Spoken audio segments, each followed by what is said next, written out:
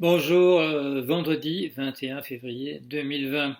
Et dans quelques minutes, dès que j'aurai terminé cette vidéo, je me rendrai à l'Université catholique de Lille pour assister à un exposé dans le cadre de l'enseignement que je donne là-bas. Mais j'assisterai à l'exposé de Monsieur Luca Possati, qui est invité en ce moment de notre département d'éthique et en particulier attaché à la chaire sur le transhumanisme et les technologies. Et ce que je sais, parce que M. Possati m'a envoyé le brouillon d'un livre qu'il achève, c'est que au centre de ce qu'il va dire va se trouver une illustration qui n'est autre que ma propre contribution à l'intelligence artificielle, le système ANELA, en français, réseau associatif à capacité émergente de langage et d'apprentissage. Voilà. Alors, c'est la première fois que j'assisterai à un exposé consacré partiellement, en tout cas, à ma propre contribution à l'intelligence artificielle à la fin des années 80. Mais hier a eu lieu quelque chose d'important pour Vincent Burnand-Galpin et moi, c'est que nous avons donné le bon à tirer de notre ouvrage, ce qui nous a permis d'avoir en main les épreuves, les dernières épreuves, c'est-à-dire ce que vous allez voir, nous l'avons sous forme électronique, mais ça va commencer à circuler à partir d'aujourd'hui ou même d'hier. Ça va être envoyé des liasses faites en imprimant simplement les feuilles, telles qu'elles apparaîtront dans un livre. Ça commence à circuler, c'est envoyé aux journalistes en espérant qu'ils ou elles auront envie de consacrer un compte-rendu à l'ouvrage au moment où il sort. Alors, eh bien, vous le savez, Fayard a décidé de donner un titre assez percutant à l'ouvrage, puisque ça s'appelle Comment sauver le genre humain.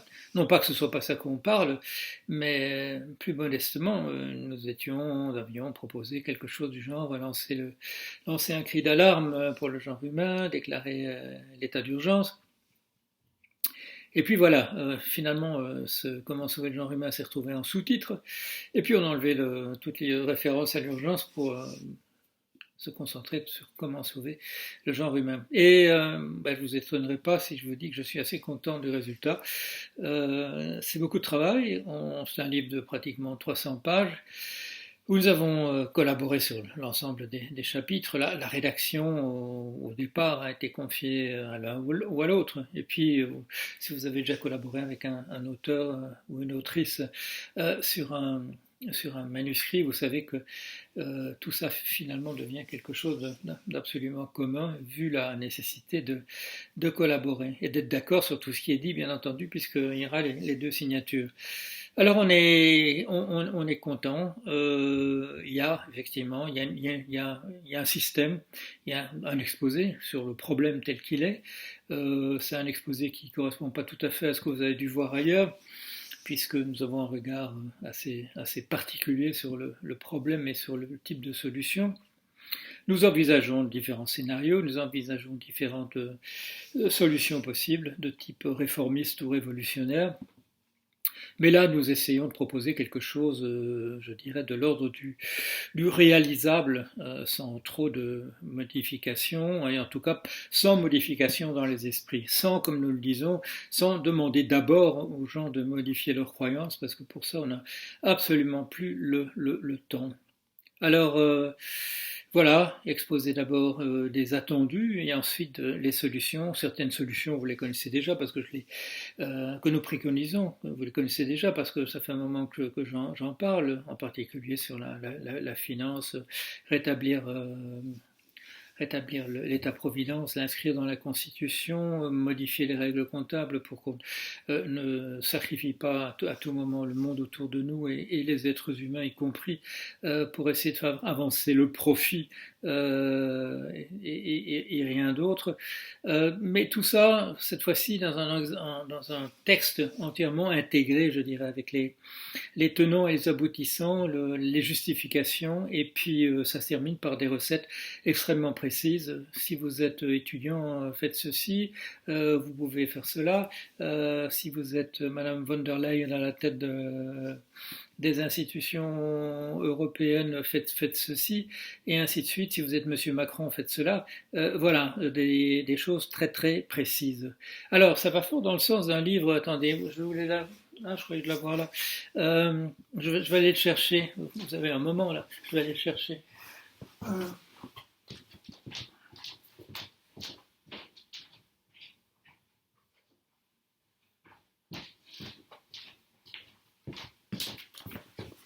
Le voilà. Le voilà.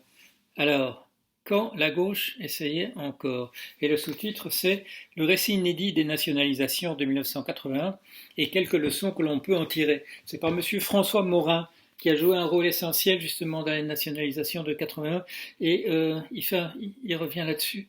Il en fait un bilan. Il a l'amabilité de m'envoyer un exemplaire, ce qui est toujours un moyen assez pratique si on veut que je parle d'un livre qui vient d'être rédigé, avec une dédicace très aimable en plus. J'en ferai un compte-rendu en tant que tel, mais voilà, ça rejoint un propos de monsieur Jean Daniel, qui vient de mourir, et que l'un d'entre vous me signale aujourd'hui, sur cette idée que la gauche sait toujours qu'elle existe, mais n'a plus la moindre idée exactement de qui elle est. C'est monsieur Jean Daniel qui avait dit ça. Moi, j'ai jamais eu ce problème, personnellement. Je sais que des gens dits de gauche se sont prétendus de gauche alors qu'il n'y avait plus aucun rapport entre ce qu'ils proposaient, ce qu'ils disaient et l'idée même de la gauche. Et ça fait beaucoup de mal à la gauche. Je sais qu'il n'y a plus beaucoup de gens qui se réclament de là, mais je sais que le livre que Vincent et moi avons écrit, c'est un livre de gauche avec un programme de gauche où il n'y a pas beaucoup d'hésitation, il n'y a pas beaucoup de se gratter le crâne. Qu'est-ce que c'est encore d'être de gauche? Qu'est-ce que c'est que proposer un avenir qui soit un avenir de solidarité, de générosité, de tous ensemble? C'est pas tellement compliqué. Voilà, j'espère qu'on a un truc cohérent. J'espère que ça intéressera le monde. J'espère qu'on viendra nous demander de nous expliquer à la radio ou à la télévision. Je ne sais pas si ça se passera parce que je vois autour de moi, et en particulier dans les commentaires qui sont faits sur le blog, un découragement qui est assez considérable. Ça n'a jamais été mon cas.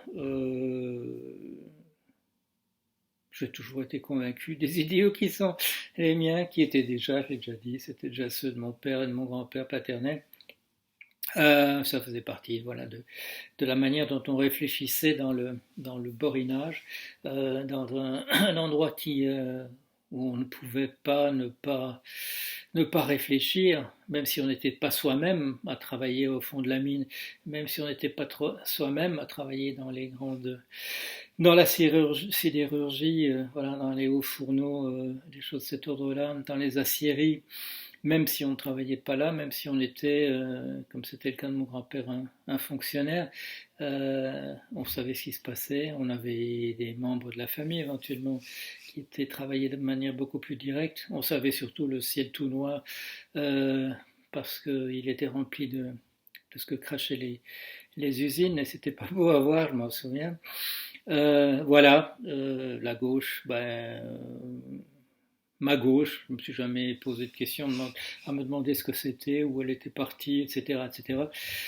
Et j'espère que voilà, qu'on aura un texte, qui est un texte qui se tient, et surtout que des gens le prendront comme une feuille de route, que se diront voilà ce qu'on peut faire, parce que il y a quand même, je dirais, c'est quand même assez détaillé sur ce qu'on peut faire, dans quel ordre il faut le faire, et ainsi de suite. C'est pas véritablement un plan de gouvernement. Mais je vois aussi que M. Morin explique qu'on lui a dit qu'on l'a fait venir, je crois que c'était au Parti Socialiste ou quelque chose qui en dépendait, en disant voilà, il faut écrire les articles sur la nationalisation, 81, et qu'il a dit mais c'est quoi? Et on lui a dit voilà, vous écrivez le premier article, et c'est quoi le premier article? Et ben, c'est la liste des entreprises qu'on va nationaliser. Alors pourquoi vous demandez ça à moi qui n'ai même pas ma carte du Parti Socialiste? Eh ben parce que vous venez de faire une tribune libre dans Le Monde, où vous aviez bien expliqué ce qu'il faudrait faire, donc voilà, c'est à vous qu'on demande.